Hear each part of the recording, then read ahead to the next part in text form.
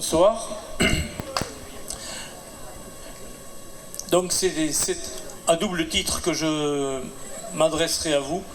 D'abord à celui du président du comité de l'Ariège que je suis actuellement, et puis à titre personnel aussi, parce que le Coquelicot Les Atois, c'est un club qui est très important pour moi à plus d'un titre. Donc c'est un honneur et un grand plaisir pour moi d'être à vos côtés aujourd'hui. J'étais président pour les 50 ans en 1985, jeune président du comité alors. Et pour les 80 ans, j'ai participé à l'animation de vos journées, à l'occasion desquelles votre club a toujours fourmillé d'idées pour les rendre belles et historiques. Le Coquelicot Les Atois a été un modèle pour beaucoup à l'époque où notre comité ne comptait que 4 clubs structurés. Je pense par exemple à l'UAS à Verdun, né en 1974, grâce à l'appui, le soutien humain des services de la jeunesse et des sports, mais aussi du Coquelicot Les Atois, avec les visites de M. Georges Pédousseau et de André Boyer.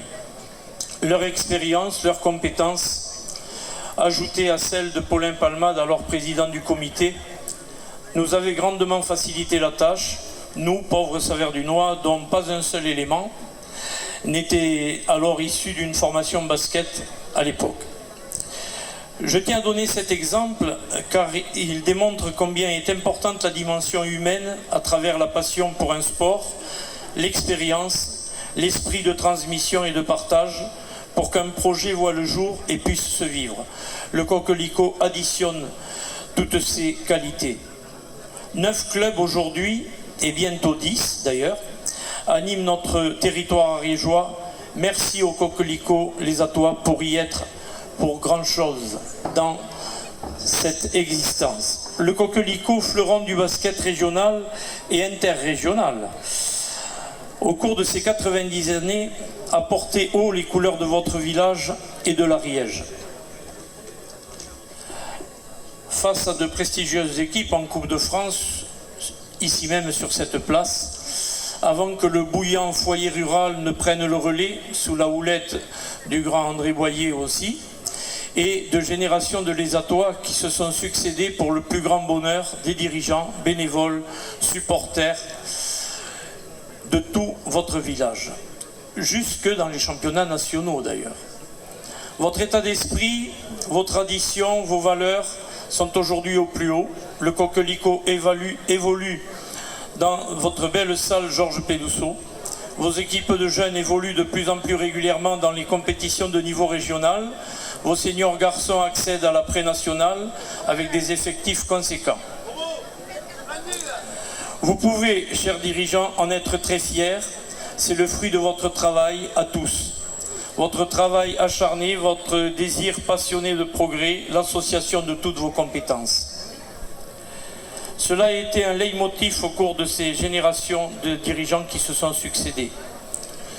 Je ne pourrais conclure sans une pensée émue pour des personnes qui, comme M. Surac, Pédousseau, Boyer et leurs successeurs, ont aussi impulsé une nouvelle dimension au Coquelicot. Des personnes auprès desquelles j'ai travaillé et me suis enrichi. Je pense à Michel Téchenet, qui créa l'école de basket avec Alban Dufaux. Cette école qui aujourd'hui brille grâce à sa labellisation fédérale, au palmarès des écoles françaises de mini-basket.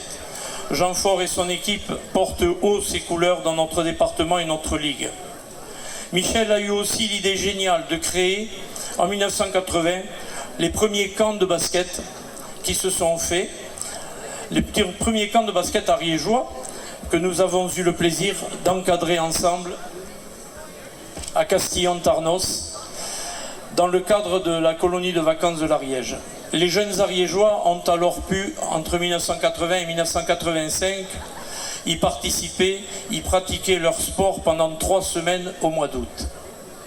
Je pense aussi aujourd'hui à Germaine Morer, qui créa l'équipe féminine. Le basket féminin existe depuis de nombreuses années et brillait déjà dans les années 70 en France, avec notamment les Demoiselles de Clermont, le CUC de Joé Jaunet et Jackie Chazalon. C'est sur cette dynamique que notre sport s'est inscrit au féminin grâce à des personnes comme Germaine.